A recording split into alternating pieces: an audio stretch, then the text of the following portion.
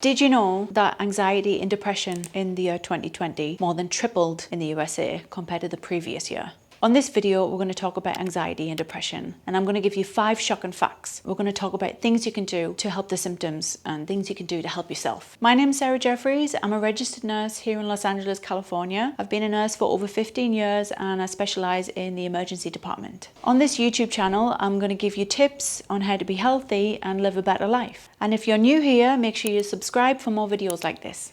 So, anxiety and depression will affect you at some point in your life. Whether you're young or old, you may experience anxiety or depression multiple times in your life or just a one-off. But it's important to know that you're not alone and everyone will suffer from it at some point in their life. You cannot see the symptoms. I wish there was a blood test to show the serotonin levels of your brain. Unfortunately, there's not. We can just go off what you're feeling. There's a common misconception that somebody who's suffering from anxiety or depression is sitting in a dark room and they're rocking backwards and forwards. This isn't the case. Somebody who's suffering from these symptoms can be highly functioning members of society, and you wouldn't know that they're suffering unless they outright told you, which is why I'm doing this video, because we don't talk about it as much as we should. Anxiety and depression give you physical manifestations. So I'm talking about symptoms because your brain chemistry is off, are giving you symptoms in your body. For example, stomach cramps, diarrhea, headaches, and in some extreme cases, dizziness, fainting, and even suicide. Anxiety and depression can have devastating effects. It can affect every part of your daily life. If these illnesses are left untreated, they can affect your whole life, work, family,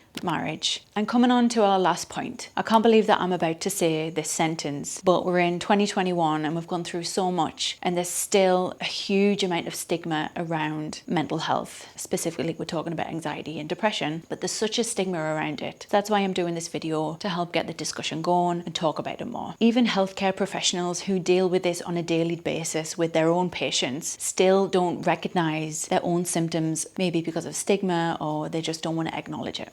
So if you're suffering from anxiety and depression, what can you do about it? Firstly, I want to say that you should seek help from your primary care practitioner. It's really important to think of your brain as an organ, just like you would the rest of your body. You wouldn't just not go to the doctors if you had a stomach problem or a heart problem. You need to manage those organs with professional help. We need to think the same of our brain. Taking me on to the next point, don't ignore your feelings. Your feelings are valid. You really need to seek out the treatment or help from a professional, a therapist, psychiatrist. Maybe you need medication. That's something that you can talk about with your healthcare professional. Know that you're not alone in this. The more you talk about it, the more you will realize that everybody may have suffered from this in the past. They may be suffering from it right now. Find a trusted friend or relative to talk about your feelings, to talk about what you've been going through.